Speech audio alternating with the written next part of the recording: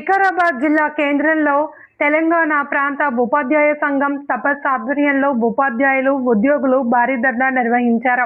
కొత్త పీఆర్సీని వెంటనే ప్రకటించాలి అని, పెండింగ్ లో ఉన్న 6 డిఏలను విడుదల చేయాలి అని, ఈ కుబేర్లో పెండింగ్ లో ఉన్న ఉద్యోగులు ఉపాధ్యాయులు పెన్షనర్లు బిల్లులను తక్షణమే చెల్లించాలి అని ప్రభుత్వాన్ని డిమాండ్ చేశారు. ఈ కార్యక్రమానికి ముఖ్య అతిథిగా హాజరైన తపస్ రాష్ట్ర ప్రధాన కార్యదర్శి పెంటయ్య మాట్లాడుతూ ఎన్నికల హామీలను ప్రభుత్వం అమలు చేయడంలో విఫలమైంది అని విమర్శించారు. సిపిఎస్ ను రద్దు చేసి పాత పెన్షన్ విధానాన్ని అమలు చేయాలి అని, హెల్త్ కార్డుల అమలుకు ముందే జీతాల్లో కోతలు విధించడం నిలిపివేయాలి అని, డిఎస్సి 2008 ఉపాధ్యాయుల సమస్యలు, ప్రమోషన్లు, బదిలీలు, ప్రభుత్వ పాఠశాలలకు గ్రాంట్లు తదితర అంశాలను వెంటనే పరిష్కరించాలి అని కోరారు. ప్రభుత్వం సమస్యలపై స్పందించకపోతే ఆగస్టు 1న రాష్ట్ర రాజధానిలో రాష్ట్ర స్థాయి మహాధర్నా నిర్వహిస్తామని తపస్ నాయకులు హెచ్చరించారు. ప్రకటించాలి, ఉపాధ్యాయులందరూ కూడా కూర్చోవాలని చెప్పేసి కోరుతూ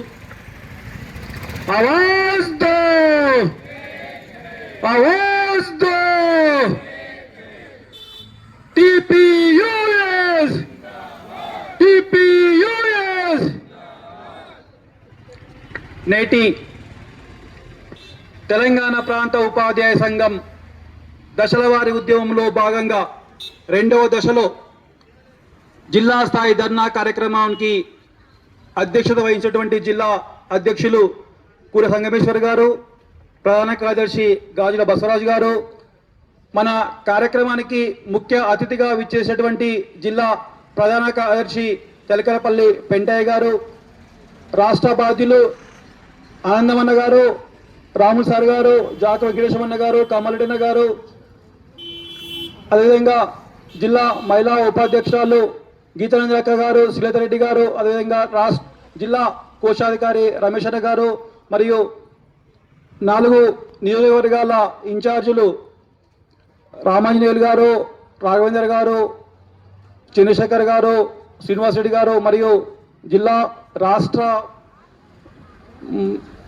బాధ్యులు లక్ష్మీకాంత్ అన్న గారు, అదేవిధంగా జిల్లా గౌరవాధ్యక్షులు మల్లయ్య సార్ గారు, మరియు జిల్లా ధర్నా కార్యక్రమానికి ఇచ్చేటటువంటి వివిధ మండలాల అధ్యక్ష ప్రధాన కార్యదర్శులు, రాష్ట్ర బాధ్యులు, జిల్లా బాధ్యులు అందరికీ, ప్రాథమిక సభ్యులందరికీ కూడా నమస్కారాలు తెలియజేస్తూ, ఈ కార్యక్రమం నుంచి ఎన్ని సమస్యలు అనేటువంటి వాటికి సంబంధించి అందరూ కూడా కులంకుశంగా ఉదాహరణలతోటి, కథలతోటి, ఆలోచనలతోటి తెలియజేయడం జరిగింది. అందరికీ సమస్యలు తెలిసినాయి, కానీ ఒక్క దగ్గర కూర్చొని సమస్యల పరిష్కారం కోసము మన ఆలోచన చేసే ఆ యొక్క బలమైనటువంటిది వేరే ఉంటే ఉద్దేశం ఆ ప్రభుత్వానికి తెలియజేసే మన యొక్క సమస్యల యొక్క బలమైనటువంటి ప్రభుత్వానికి తెలియజేయటువంటి ఒక ఉద్దేశంతో మనం ధర్నా కార్యక్రమం అనేటువంటిది తీసుకోవడం అనేటువంటి జరుగుతూ ఉంటుంది.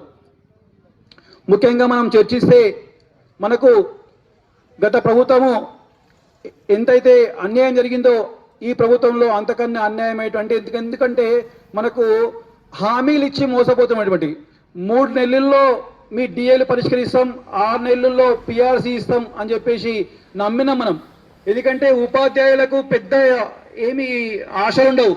చిన్నపిల్లలాగా పిపర్మెంట్ ఇస్తాము, మిఠాయిలు ఇస్తాము అంటే చాలా సంతోషపడతాం. మన అందరం కూడా ఏదైనా అంటే మేము అందరికీ డిఏలు ఇస్తాం, పిఆర్సీలు ఇస్తాం, ప్రమోషన్లు ఇస్తాం, ఇవన్నీ నిర్వహిస్తాం అంటే మనం అందరం కూడా ఆశకు ఆ ప్రభుత్వం ఇట్లా చేసింది కాబట్టి ప్రభుత్వాన్ని ఎన్నుకుంటే మన అందరి యొక్క ఆకాంక్షలు నెరవేరుతాయని చెప్పేసి ప్రభుత్వాన్ని తీసుకొస్తే ఈ ప్రభుత్వం కూడా అదే పంతాన్ని కొనసాగిస్తున్నటువంటి సందర్భం చూస్తూ ఉన్నాం. కాబట్టి నేను అన్న పెద్దవాళ్ళు ఉన్నారు, వాళ్ళందరికి సంబంధించి ఇక్కడ ఉన్నటువంటి కొన్ని చర్చించే అంశాలు అన్న దృష్టికి తీసుకోవడానికి ప్రయత్నం చేస్తూ ఉన్నాను. సర్వీస్ రూల్స్ అనేటువంటి లేవు కాబట్టి సర్వీస్ రూల్స్ పైన తప్పకుండా మన తెలంగాణ ప్రాంత ఉపాధ్యాయ సంఘం సర్వీస్ రూల్స్ కల్పించినట్టయితే అందరికి కూడా పదోన్నతులు లభించి ప్రమోషన్ ఛానల్ పెరిగితే రిక్రూట్మెంట్ అనేటువంటిది కూడా పెరుగుతుంది. కాబట్టి ప్రమోషన్ ఛానల్స్, అదేవిధంగా సిపిఎస్ రద్దు అనేటువంటిది చాలా అందరికీ ఆకాంక్ష. ఈరోజు రిటైర్మెంట్ అయినటువంటి ఉద్యోగులు 2000 లోపు పెన్షన్ తీసుకుంటారు.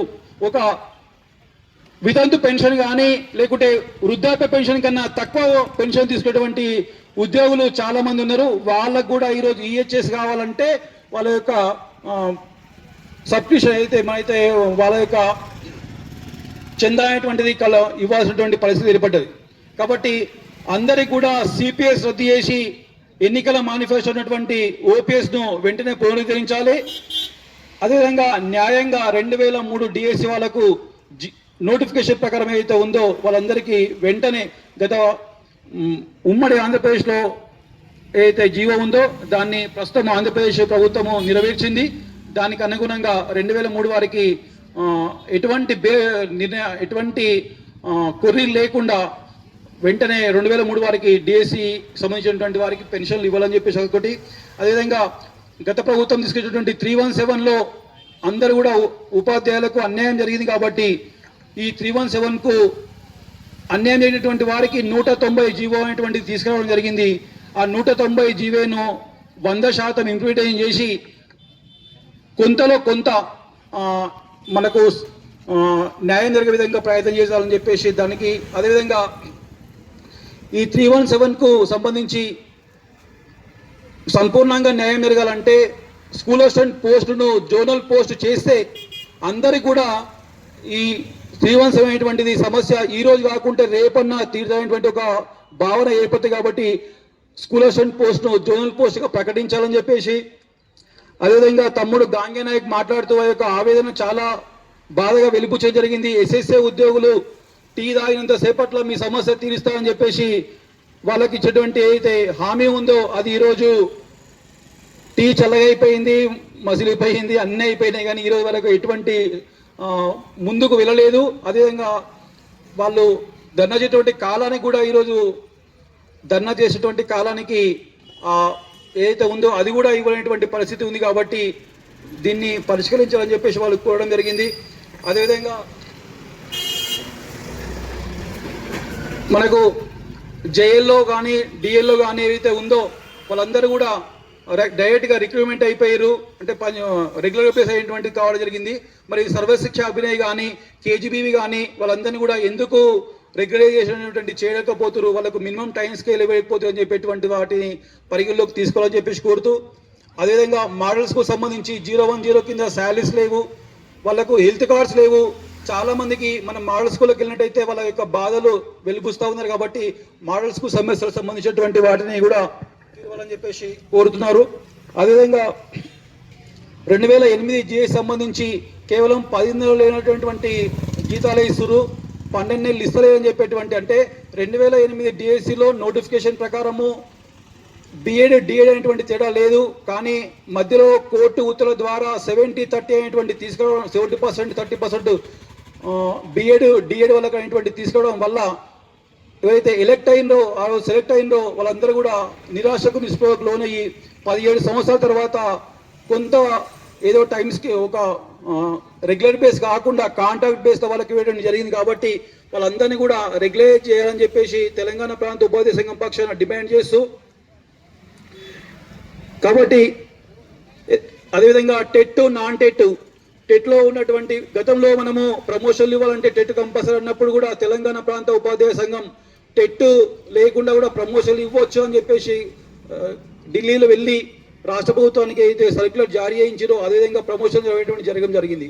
ఇప్పుడు కూడా టెట్కు అనేటువంటిది నోటిఫికేషన్ ఏదైతే 2010 ఆగస్టు 23 లోపల ఏదైతే రిక్రూట్మెంట్ అయ్యిందో వాళ్ళందరికీ కూడా టెట్ లేకుండానే అందరికీ కూడా అన్ని ప్రమోషన్లు ఇవ్వాలని చెప్పేసి ఎటువంటి టెట్ అనేటువంటి నిబంధన లేకుండానే మినహాయింపు ఇవ్వాలని చెప్పేసి కోరుతూ. అదేవిధంగా వేరే రాష్ట్రాల్లో 40% ఏదైతే ఉందో అంటే TET promotion TET qualification teacher eligibility test ఏంటైతే క్వాలిఫికేషన్ ఏదైతే ఉందో 40% మార్కులతోటే ఒకవేళ నిర్ణయిస్తే కూడా 40% వాటితోటే క్వాలిఫై మార్కులను కేటాయింగా పరిగణించాలని చెప్పేసి కోరుతూ. ఇవన్నీ సమస్యలు ఉన్నాయి కాబట్టి ఇంకా చాలా ఇప్పుడు మోడల్స్కు సంబంధించి 300 మంది టీచర్లకు ఒకటే టీచర్ ఉంటున్నారు, ఇవన్నీ ఇబ్బందులు ఉన్నాయని చెప్పేసి. కాబట్టి ఇటువంటి వాటన్నిటిని కూడా రాష్ట్ర శాఖ ప్రభుత్వానికి నివేదించి టీచర్ల యొక్క సమస్యలు పరిష్కరించాలని చెప్పేసి అందరి తరఫున కోరుతూ ఈ అవకాశం. ఏమన్నా వేరే ఏమన్నా అడిగినమా న్యాయబద్ధమైన అంటే అందరూ 2 చేతులు ఒకసారి 2 చేతులు పైకెత్తండి, 2 చేతులు పైకెత్తండి. ఆ ఫోటో తీయండి. వర్ధిల్లాలి తెలంగాణ ప్రాంత ఉపాధ్యాయ సంఘం. వర్ధిల్లాలి తెలంగాణ ప్రాంత ఉపాధ్యాయ సంఘం. ఈరోజు తెలంగాణ ప్రాంత ఉపాధ్యాయ సంఘం ఆధ్వర్యంలో రాష్ట్ర వ్యాప్తంగా 14వ తారీఖు నాడే న్యాయబద్ధంగా పరిష్కరించాల్సినటువంటి ఉపాధ్యాయ సమస్యల కోసం 2 దశల ఉద్యమంలో భాగంగా వేలాది మంది ఉపాధ్యాయులు సెలవులు పెట్టి సమస్యల పరిష్కారం కోసం రోడ్లెక్కి ధర్నా చేసేటువంటి అవకాశాన్ని, పరిస్థితిని రాష్ట్ర ప్రభుత్వం కల్పించింది.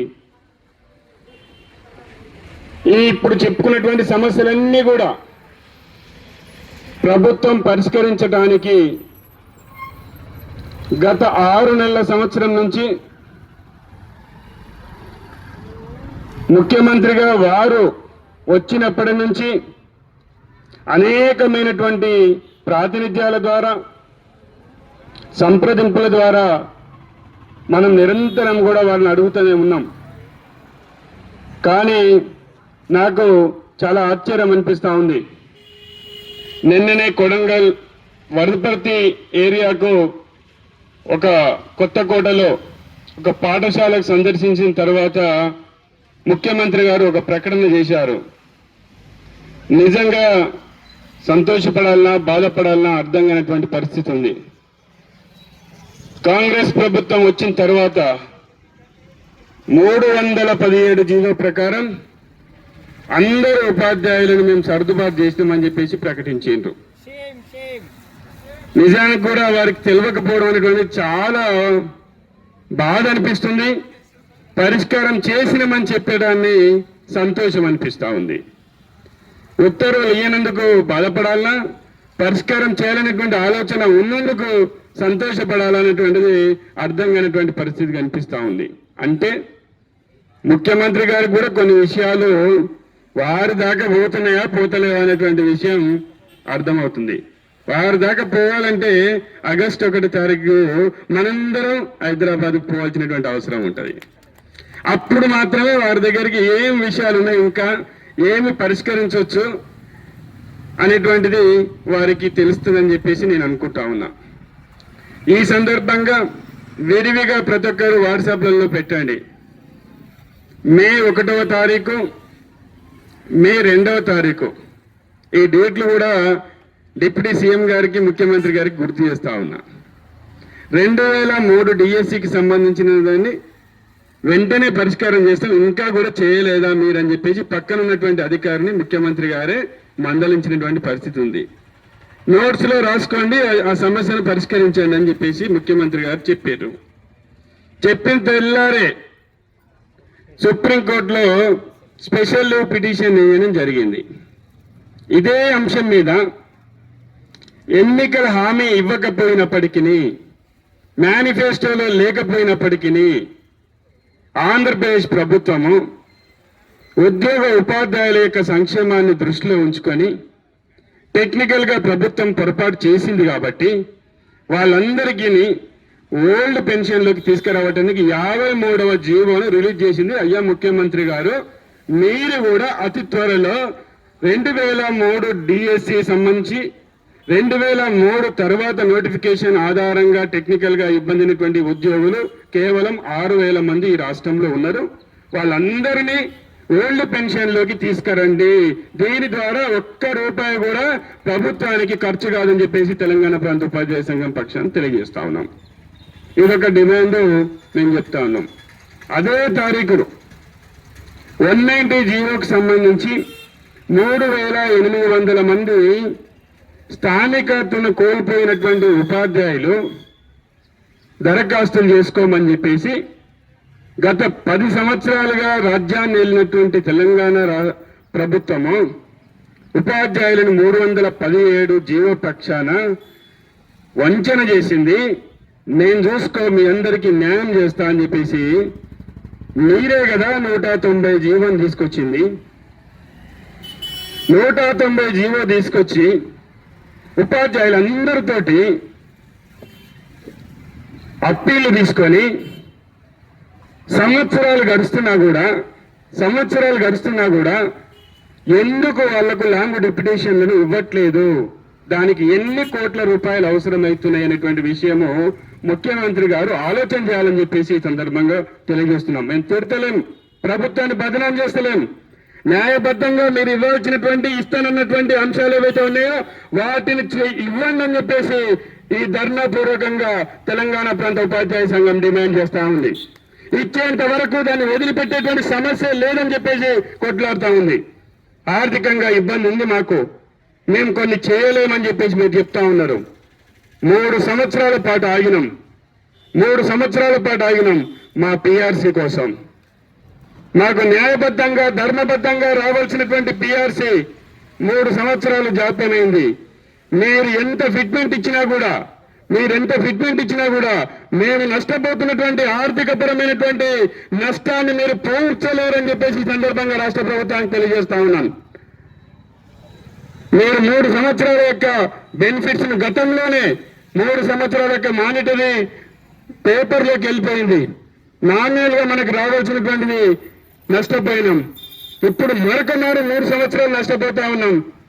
మాకు అనిపిస్తా ఉంది ఇప్పుడు గతంలో 2014లో కొత్త రాష్ట్రం వచ్చినప్పుడు కేంద్ర ప్రభుత్వం అమలు చేస్తున్నటువంటి విధంగా 10 సంవత్సరాలకు ఒకసారి పిఆర్సీ ఇస్తానంటే అప్పుడు ఒప్పుకుంటే బాగుంటుందేమో అని చెప్పేసి ఇప్పుడు అనిపిస్తా ఉంది. నిజంగా కూడా మళ్ళీ 8th పిఆర్సీని సెంట్రల్ గవర్నమెంట్ వేసింది. ఒక్క డిఏ కూడా పెండింగ్ లేదు. ఇంకొక 2-3 రోజులలో డిఏను కూడా సెంట్రల్ గవర్నమెంట్ అనౌన్స్మెంట్ చేస్తా ఉంది. 20 లక్షల హెల్త్ కవరేజ్ ను ఒక్క రూపాయి కూడా ఉద్యోగ ఉపాధ్యాయుల దగ్గర నుంచి తీసుకోకుండా సెంట్రల్ గవర్నమెంట్ ఇస్తా ఉంది.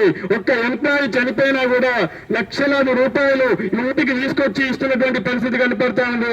ఒక సెంట్రల్ ఎంప్లాయీ ఉద్యోగ విరమణ పొందితే ఇంటికి తీసుకొచ్చి వాళ్ళకి రావాల్సినటువంటి బెనిఫిట్స్ ను అదే రోజు చెల్లించేటువంటి పద్ధతి కనపడతా ఉంది. ఎక్కడ పోయింది ఆ సిస్టమ్? మన తెలంగాణ రాష్ట్రం ఏం చేస్తున్నామనేటువంటి విషయం ఈ సందర్భంగా ఆలోచన చేసుకోవాల్సినటువంటి అవసరం ఉంది. 30 సంవత్సరాలు 20 సంవత్సరాల పాటు తెలంగాణ రాష్ట్రంలో తమ యొక్క కుటుంబం కంటే కూడా తమ పేద విద్యార్థులు, గ్రామీణ ప్రాంతాలలో ఉన్నటువంటి పేద బడుగు బలహీన వర్గాలకు సంబంధించినటువంటి విద్యార్థులు విద్యాబుద్ధులు నేర్పి దేశానికి సమాజానికి అవసరమైనటువంటి వాళ్ళనిగా తయారు చేసినటువంటి వాళ్ళ యొక్క సేవలను మీరు పూర్తిగా విస్మరించి ఉద్యోగ విరమణ పొందిన తర్వాత వాళ్లకు రావాల్సినటువంటి ఏ బెనిఫిట్స్ ను ఎన్ని సంవత్సరాలకు ఇస్తుందో ఒక్కసారి 5 నిమిషాలు మనసు పెట్టి ఆలోచించాలని చెప్పేసి ఈ సందర్భంగా తెలియజేస్తా ఉన్నాం. ఇదేమైనా న్యాయబద్ధం కాదా అని చెప్పేసి ప్రశ్నిస్తా ఉన్నా. ఇదేమన్నా అదనపుగా అడుగుతున్నటువంటి ప్రశ్న? ఉద్యోగులకు వాళ్ళ యొక్క ఉద్యోగ విరమణ పొందిన తర్వాత వాళ్ళ కుటుంబానికి, వాళ్ళ పిల్లలకు రకరకాలైనటువంటి ఆర్థికపరమైనటువంటి ఆరోగ్యపరమైనటువంటి ఇబ్బందులు ఉంటాయి కదా. రిటైర్ అయినటువంటి ఉద్యోగి ఎక్కడి నుంచి తీసుకొచ్చుకోవాలి ఆ డబ్బులు? వాళ్ళు దాచిపెట్టుకున్నటువంటి జీపీఐ డబ్బులను కూడా ఎందుకు సంవత్సరాల పాటు తాత్సారం చేస్తారు? ఈ విషయాన్ని ప్రభుత్వం ఎందుకు ఆలోచన చేస్తలేదని చెప్పేసి ఈ సందర్భంగా ప్రశ్నిస్తా ఉన్నాం తెలంగాణ ప్రాంత ఉపాధ్యాయ సంఘం పక్షాన. అదే మాదిరిగా పేపర్లు చూస్తూ ఉన్నాం. పేపర్లు చూస్తే చాలా సంతోషం అనిపిస్తూ ఉంటుంది. మీరు కూడా ఈజీగా నమ్మేస్తూ ఉంటారు. ఈ నెల 200 కోట్ల రూపాయలు వచ్చినాయి, 2000 కోట్ల రూపాయలు వచ్చినాయి, 1000 కోట్ల రూపాయలు వచ్చినాయి. జేఏసీ సమావేశంలో 100 రోజులలో 600 కోట్ల రూపాయలు ఇస్తామని చెప్పేసి మీరు ప్రకటిస్తుంది కదా. అందరూ జేఏసీ సంఘ నాయకుల మధ్యలోనే ప్రకటించారు కదా. మే 1వ తారీఖు, జూలై 16వ తారీఖు దాదాపు సగం టైం కంటే ఎక్కువ అయిపోయింది. అంటే ఎన్ని 100 కోట్లు మీరు ఇచ్చారు? ఎన్ని బిల్లులు క్లియర్ చేశారు? ఎన్ని సరెండర్ బిల్లులు క్లియర్ చేశారు? ఆరోగ్యం భద్రత కోసం ఉన్నటువంటి మెడికల్ రియంబర్స్మెంట్ బిల్లులు కూడా చెల్లించలేకపోతున్నారు. ఎమర్జెన్సీ కదా ఆర్థికపరమైనటువంటి విషయాలు పక్కన పెడితే ఆరోగ్యపరమైనటువంటి మెడికల్ రియంబర్స్మెంట్ కూడా ఇవ్వలేకపోతున్నారు కదా. ప్రతిరోజు 100 కోట్ల ఫోన్లు వస్తూ ఉన్నాయి. బిల్లు శాంక్షన్ కావాలంటే 2 సంవత్సరాలు టైం పడుతుంది. ఈ క్యూబోర్డ్ లో క్లియర్ కావాలంటే 3 సంవత్సరాలు టైం పడుతుంది. ఏం పరిపాలిస్తున్నాము? ఉద్యోగులను ఎట్లా సంతృప్తి పరుస్తున్నాము? ఉద్యోగులకు రావాల్సినటువంటి బెనిఫిట్స్ ను ఏమి ఇస్తున్నాము అనేటువంటి విషయం ఆలోచన చేయాలి. సమాజం కూడా ఉపాధ్యాయుల గురించి ఆలోచన చేయాల్సినటువంటి అవసరం ఉంటుంది. ఒక చిన్న బిల్లులు, డిఏ ఏరియర్ సంబంధించిన బిల్లులు, సిపిఎస్ సంబంధించినటువంటి మీరే చెప్పారు కదా, మొత్తం ఒకేసారి చెల్లించడం మాకు చాలా బర్డెన్ అవుతుంది. కాబట్టి 18 విడతల్లో ఇస్తాం, 30 విడతల్లో ఇస్తాం, 17 విడతల్లో ఇస్తాం అని చెప్పేసి మీరే వాయిదాల పద్ధతిని తీసుకొచ్చారు కదా. అయినా పర్వాలేదు, ఆర్థిక పరిస్థితి ఇబ్బందికరంగా ఉందని మేము ఒప్పుకున్నాం కదా, మీరు ఇస్తానన్నటువంటి వాయిదాల పద్ధతిని కరెక్ట్ చెల్లిస్తురా? ఇప్పటి వరకు 18 బిల్లులు, 17 బిల్లులు, 30 బిల్లులు వేసినా కూడా అన్ని బిల్లులు అదే మాదిరిగా పేరుకుపోయి ఉన్నాయి కదా. చిన్న పైకం కూడా కోట్లాది రూపాయలుగా పేరుకుపోయి ఉంది. ఆర్థిక సమస్యలు పరిష్కరించారు, ఆర్థికేతరపరమైనటువంటి సమస్యలు పరిష్కరించారు. మరి ప్రభుత్వం ఏం చేస్తుంది అని చెప్పేసి ఉపాధ్యాయులు ఇబ్బంది పడుతూ ఉన్నారు. మీరు అడగండి, ఎక్కడైనా కింది స్థాయి నుంచి పై స్థాయి ఉద్యోగి వరకు మీ ప్రభుత్వం గురించి ఏమనుకుంటారో ఒకసారి ఇంటెలిజెన్స్ ద్వారా తీసుకోండి. బదనాలు చేసే పని చేయకండి, మీరు చేయగలిగేటువంటి పని చేయండి. నచ్చ చెప్పండి, ఈ కారణం వల్ల ఈ పని చేయలేకపోతున్నామని చెప్పండి, ఒప్పుకుంటాం, అర్థం చేసుకుంటాం, అవగాహన చేసుకుంటాం. కానీ నిర్లక్ష్యపూరితంగా వ్యవహరించేటువంటి ప్రయత్నాన్ని మేము అనుకోవాలని చెప్పి తెలియజేస్తా ఉన్నాం.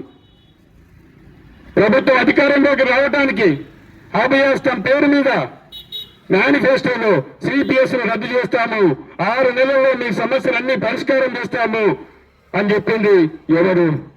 మేము అడగలేదు కదా, మీరే చెప్పారు. అధికారంలోకి వచ్చి 3 సంవత్సరాలు కావస్తుంది. సిపిఎస్ రద్దు మీద మీరు తీసుకున్నటువంటి స్టెప్స్ ఏంటివి? మీరు ఎలాంటి చర్యలు తీసుకున్నారు? కనీసం కమిటీని వేసిరా? కనీసం దాని సాధ్యాసాధ్యాలను పరిశీలించారా? సాధ్యం కాకపోతే సాధ్యం కావట్లేదని చెప్పారా అని చెప్పేసి తెలియజేసుకుంటున్నా. హిమాచల్ ప్రదేశ్ లోనే ఇదే మాదిరిగా అక్కడ ఉన్నటువంటి రాష్ట్ర ప్రభుత్వం సిపిఎస్ రద్దు చేస్తామని చెప్పేసి ఇదే కాంగ్రెస్ పార్టీ ప్రభుత్వం గెజిట్ ని విడుదల చేసింది. మీకు తెలుసా, అక్కడ ఇప్పుడు సిపిఎస్ లేదు, ఓపీఎస్ లేదు.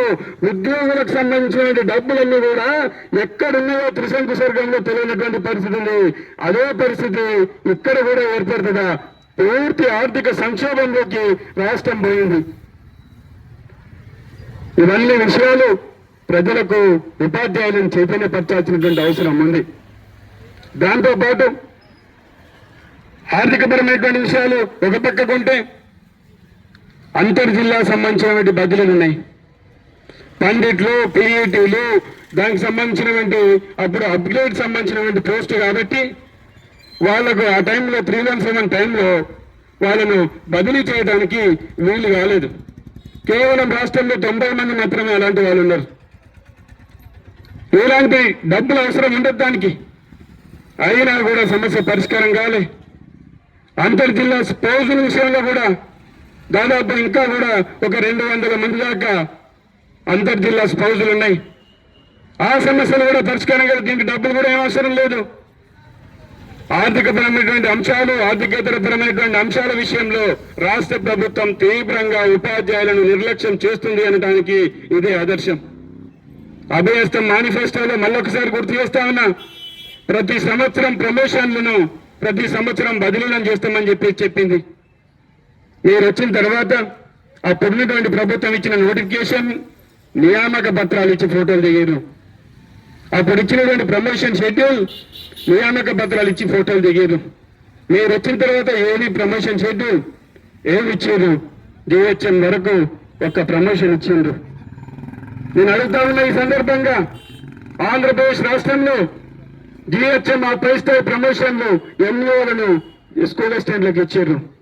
638 మండలాలకు 638 మంది ఎంఈఓలు, 638 మంది ఎంఈఓ టూలు ఇచ్చారు.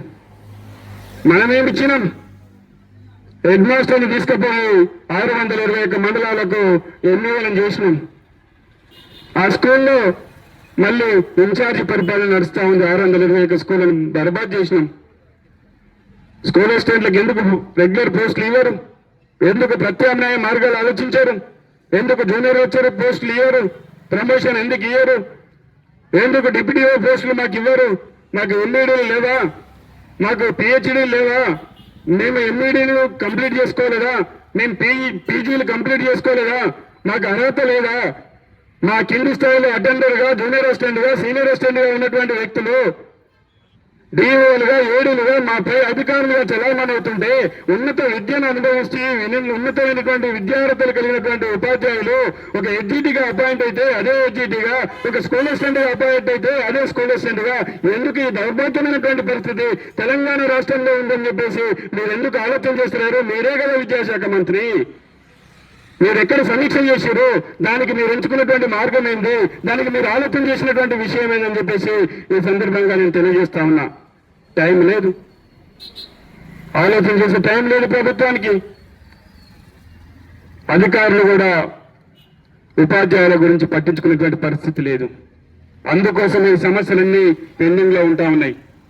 మీ అందరూ తెలుసు, ఎస్ఎస్ఏ ఉద్యోగులకు, కేజీబీవీ ఉపాధ్యాయులకు ప్రమోషన్లు, ట్రాన్స్ఫర్స్ ఇవ్వండి, రెగ్యులర్ నోటిఫికేషన్ ప్రతి సంవత్సరం ఇవ్వండి అని చెప్పేసి డిఎస్సి నుంచి ప్రభుత్వానికి పోయి సంవత్సరం గడుస్తూ ఉంది.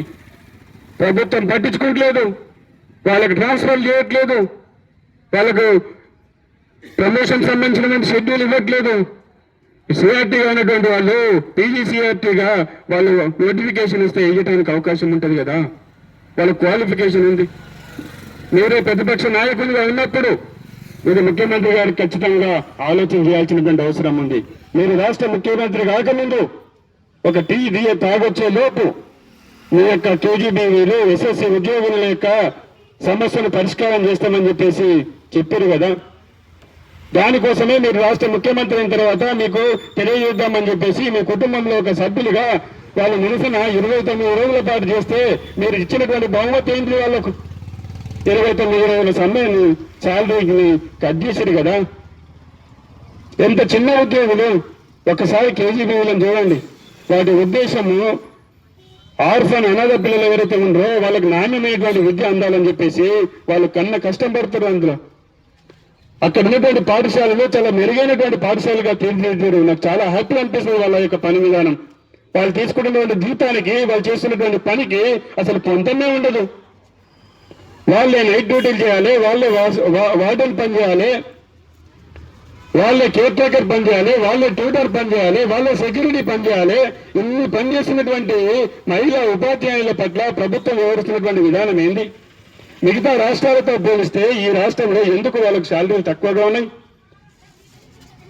అన్ని రాష్ట్రాలు 10% కంటే ఎక్కువగా పిఏపీలో వాళ్లకు ఎన్హాన్స్మెంట్ చేస్తా ఉంటే మీరు ఎందుకు 2% అని చెప్పేసి ఆలోచన చేస్తా ఉన్నారు? ఇదంతా కూడా ఉద్యోగ ఉపాధ్యాయులు పట్ల మీకున్నటువంటి నిర్లిప్తమైనటువంటి భావం కనిపిస్తా ఉంది.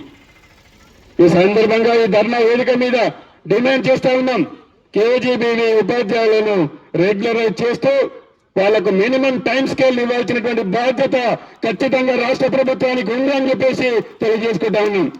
మనం పెట్టినటువంటి డిమాండ్ చార్ట్ లో ఏ ఒక్క సమస్య పరిష్కారం చేయకపోయినా సమస్య పరిష్కారం అయ్యేంత వరకు తెలంగాణ ప్రాంత ఉపాధ్యాయ సంఘం ప్రభుత్వాన్ని వెంటాడుతుంది అని చెప్పేసి కూడా తెలియజేసుకుంటా ఉన్నాం. ఈ రోజుతో ధర్నా చేసినాం, మళ్ళీ ఎవరి స్కూళ్ళ కాళ్ళు పోతాం అనుకోకండి. ఒక్కొక్క స్కూలు ఒక్కొక్క ధర్నా పాయింట్ కావాలని చెప్పేసి తెలంగాణ ప్రాంత ఉపాధ్యాయ సంఘం ఈ సందర్భంగా పిలుపునిస్తా ఉంది. మీరు వెళ్ళండి టీచర్ల దగ్గరికి, ప్రభుత్వం అనుసరిస్తున్నటువంటి విధానాలను మీరందరూ కూడా ఏకరువు పెట్టండి. ఉద్యమం ఎప్పుడైనా కూడా పిడికడ మందితోనే స్టార్ట్ అవుతుంది. ఈ ఉద్యమాన్ని మనము కొనసాగించాల్సినటువంటి అవసరం ఉంటుంది. ప్రతిసారి రోడ్లు ఎక్కాల్సినటువంటి అవసరం లేదు. మనమే ఉద్యమకర్తలుగా మనం పనిచేస్తున్నటువంటి పాఠశాలని ఉద్యమ వేదికగా మనం మార్చుకోవాల్సినటువంటి అవసరం ఉంది. ఇది ఆవేదనతో చెప్తున్నటువంటి మాటలు. ఇందులో ఇలాంటి రాజకీయాలు అనేటువంటి లేవు. ఇందులో మా యొక్క న్యాయబద్ధమైనటువంటి డిమాండ్స్ పరిష్కరించాలనేటువంటి ఆలోచన మాత్రమే ఉంది. ఈ విషయాన్ని అర్థం చేసుకోవాలని చెప్పేసి కోరుతా ఉన్నాం. ఏ ఒక్కటి కూడా అన్యాయంగా మేము అడగట్లేదు, డిఏలు అడగట్లేదు, టీఆర్సీలు అడగట్లేదు, పెండింగ్ బిల్లు అడగట్లేదు. మాకు న్యాయబద్ధంగా టైం ప్రకారం రావాల్సినటువంటిది రావాలి. మాకు ఆకలి అవుతుంది, అన్నం పెట్టాల్సినటువంటి బాధ్యత మీరే అన్నారు. మేము యజమానిని, మీరు యజమానికి పనిచేస్తున్నటువంటి పని వాళ్ళు అని చెప్పేసి మీరే అన్నారు ఒక సభ వేదిక మీద. మీ ఆధీనంలో, ప్రభుత్వ ఆధీనంలో పనిచేస్తున్నటువంటి ఉద్యోగ ఉపాధ్యాయులను మెరుగ్గా సంతోషంగా చూసుకోవాల్సినటువంటి బాధ్యత మీకే ఉంటుంది. మీరు చెప్పిరేనే కదా మే 1వ తారీఖు 2వ తారీఖు మేము పర్లేదు చేద్దామని చెప్పేసి 60 రోజుల సమయం ఇచ్చినా కూడా ఒక్క సమస్యను పరిష్కారం చేయనటువంటి పరిస్థితి కనపడుతూ ఉంది. అదే మాదిరిగా అనేక రకాలైనటువంటి గురుకులాలు ఉన్నాయి, ఎయిడెడ్ స్కూల్స్ ఉన్నాయి, ఆశ్రమ పాఠశాలలు ఉన్నాయి. అక్కడ మీ పరిస్థితి చూస్తే చాలా దారుణంగా అనిపిస్తాయి. కేవలం మనము క్యాటరింగ్ చేసేటువంటి వాళ్ళుగా ఉంటారు. వాళ్ళు పోగానే మనకు మెనూ కనపడుతుంది. ఈ రోజు గుడ్లు, ఈ రోజు మటను, ఈ రోజు చికెన్, ఇదే కనపడుతుంది. డౌట్ వస్తుంది, అంటే ప్రభుత్వము వాళ్ళకు ఇస్తున్నటువంటి వర్క్ బర్డెను ఎవరు టీచర్ల కన్నా ఫుడ్ పెట్టే పని చెప్తుందా అండి ఎవరన్నా? రాష్ట్ర ప్రభుత్వం ఆలోచన చేయాలి. ఉపాధ్యాయులను గౌరవంగా చూసుకోవాలి, చదువు చెప్పమని చెప్పాలి, విద్యార్థులకు ఫుడ్ పెట్టే పని ఇంకొకటి చెప్పాలి. అది ఇది కలిపేసి ప్రిన్సిపాల్లను వార్డెన్లుగా ఉపాధ్యాయులను వంట చేసేటువంటి వంట మనుషులుగా మార్చేటువంటి సిస్టమ్ ఇంకెన్ని రోజులు కొనసాగిస్తారు మీరు అని చెప్పేసి ఈ సందర్భంగా తెలియజేస్తా ఉన్నాను. అనేకమైనటువంటి సమస్యలు పేరుకపోయినాయి. ప్రైవేట్ బిల్డింగ్లలో ఉన్నాయి. ఉన్నవి బాగు చేసే చాలు, కొత్త టీపీఎస్ అవసరం లేదు. అనేకమైనటువంటి వందలాది మంది విద్యార్థులు ఉన్నటువంటి ప్రభుత్వ స్కూళ్లు బ్రహ్మాండంగా నడుస్తూ ఉన్నాయి. దానికి ప్రత్యేకమైనటువంటి మార్గాలు ఆలోచన చేయండి. ప్రభుత్వ స్కూళ్లు బాగుపడతాయి, నాణ్యత పెరుగుతాయని చెప్పేసి తెలియజేస్తా ఉన్నాం. ఒకసారి కూర్చొని మాట్లాడితే సమస్యలన్నీ పరిష్కారం అవుతాయి. ప్రైవేట్ స్కూల్ బిల్డింగ్లలో ఇంత హీనమైనటువంటి పరిస్థితి ఉంది. గురుకులాలలో ఉదయం 6-7 గంటలకు పిల్లలందరూ బకెట్లలో వాటర్ పట్టుకొని లైన్లో నిలబెట్టేటువంటి కల్చర్ ఉన్నది. రెసిడెన్షియల్ రోడ్లో ప్రైవేట్ ఇంజనీరింగ్ కాలేజీలను లీజుకి తీసుకొని అక్కడ నిర్వహిస్తా ఉన్నాం. చాలా ఇబ్బందికరమైనటువంటి పరిస్థితి ఉంటుంది. ఎవరిని లోపలికి రానియరు. పిల్లల యొక్క బాధలు వర్ణనాతీతం. మనం బాగుంది, విద్యా వ్యవస్థను బాగా చేస్తున్నామని పేపర్లలో మనం ప్రకటన చేసుకోవడం అనేటువంటి చాలా ఆశాస్పదమైనటువంటి విషయంగా నేను భావిస్తా ఉన్నాను. చెప్పాను, జిహెచ్ఎం ఆ పై స్థాయి రావాలంటే సర్వీసులు చేయాలి. ప్రత్యామ్నాయమైనటువంటి మార్గాలను ఆలోచించాల్సినటువంటి అవసరం ఉంది. దాంతోపాటు ఇంకా చాలా ముఖ్యమైనటువంటి ప్రశ్న, మౌలిక వసతుల కల్పనకు అమ్మ ఆదర్శ పాఠశాల అనేటువంటిది వచ్చింది. చాలా మంది చాలా పనులు చేయించారు. మీకు తెలుసా, చాలా స్కూళ్ళల్లో ఇప్పటికీ బిల్లులు రాలేదు. చాలా స్కూళ్ళల్లో పని చేయించినటువంటి వాళ్ళకి ఇప్పటికీ బిల్లులు రాలేదు. మీరు ఇచ్చేటువంటి చిన్న చిన్న గ్రాంట్లు, నిర్వహణ గ్రాంట్లు ఎప్పుడు వస్తాయో కూడా మనకు తెలుసు. స్కూలు జూన్ తారీఖు తగ్గుతాయి. కనీసం చాక్ పీసులకు, డస్టర్లకు, రిజిస్టర్లకు కూడా డబ్బులు లేనటువంటి పరిస్థితిలో ఉన్నది సార్. మేము బాగు చేస్తానికే నేను విద్యాశాఖను తీసుకున్నాను. మీరు ఎట్లా ప్రకటించుకుంటుందో నాకైతే అర్థం అవుతలేదు. మీరు ఇచ్చిర్రా ఇప్పటి వరకు జూలై 16వ తారీఖు నెల అయింది. నెల రోజులైతున్నా కూడా మీరు ఒక్క రూపాయి కూడా గ్రాంట్ ఇవ్వలేదు. ఎప్పుడు ఇస్తారో కూడా లేదు. నాకు తెలిసి సెప్టెంబర్ అక్టోబర్లో ఇస్తారు. మౌలిక వసతుల కల్పనకి ఈ సంవత్సరం ఒక్క రూపాయి కూడా విధించలేదు. మధ్యాహ్న భోజనం చెప్పారు కదా, టీచర్లకు కూడా మధ్యాహ్న భోజనం ఇస్తున్నామని చెప్పేసి. ఎందుకు ఇస్తారో తెలుసా?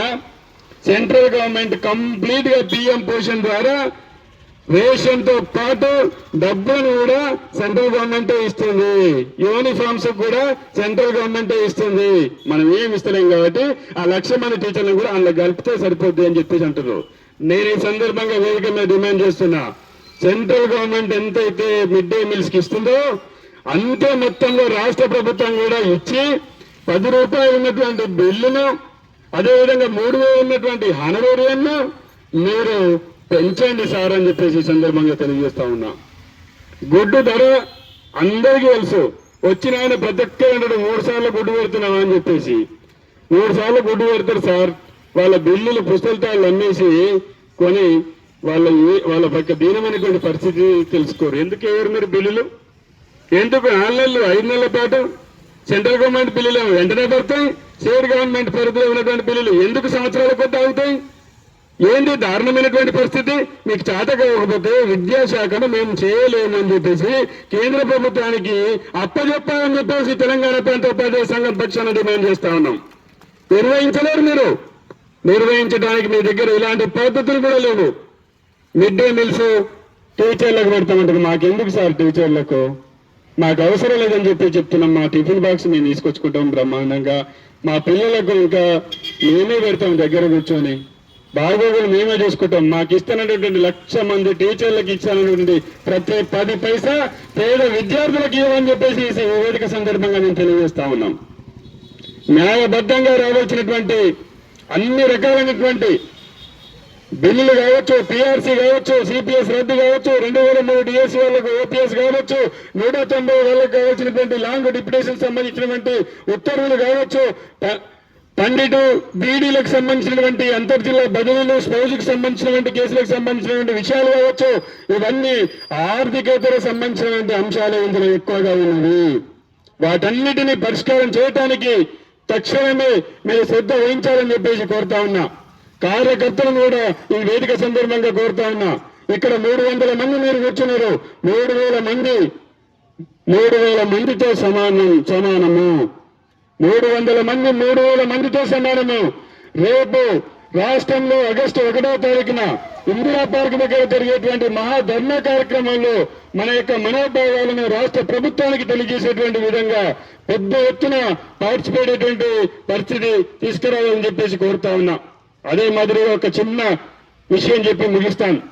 ఈఎస్సిటి కార్డు, నేను చెప్పినటువంటి ఈఎస్సిటి కార్డులో హాస్పిటల్సే అంగీకరించినటువంటి పరిస్థితి కనపడతా ఉంది.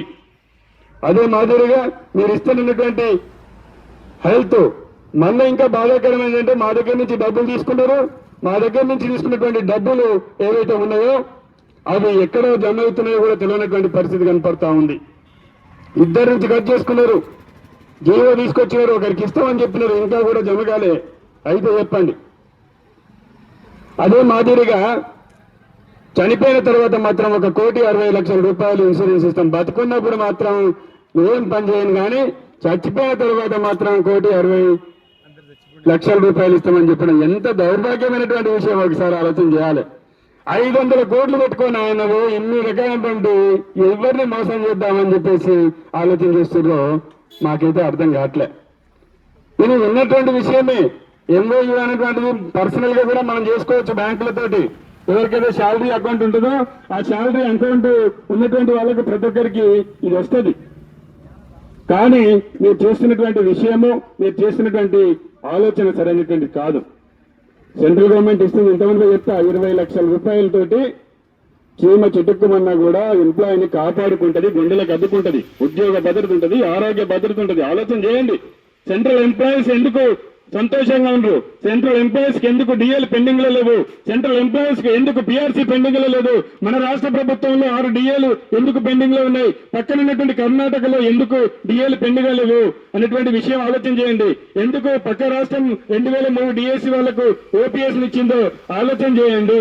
మనం ఇస్తున్నటువంటి పని మనం ఎందుకు చేయట్లేదు అనేటువంటిది మీ అధికారులను ఒకసారి కూర్చోబెట్టి రివ్యూ చేసి ఆగస్టు 1వ తారీఖు వరకు మా సమస్యల పరిష్కారంలో చొరవ చూపాలని చెప్పేసి ఈ సందర్భంగా తెలియజేసుకుంటూ, ఇంత ఓపికగా ఇక్కడికి విచ్చేసి ఉద్యమాన్ని విజయవంతం చేసినటువంటి ఉపాధ్యాయులకు, కార్యకర్త బంధువులకు, ఇది ఘనంగా నిర్వహించినటువంటి వికారాబాద్ జిల్లా అధ్యక్షులు, ప్రధాన కార్యదర్శి, ఇక్కడ వేదిక మీద కూర్చున్నటువంటి రాష్ట్ర బాధ్యులు అందరికీ కూడా పేరు పేరున ఉద్యమాభినందనలు తెలియజేసుకుంటా ఉన్నాం.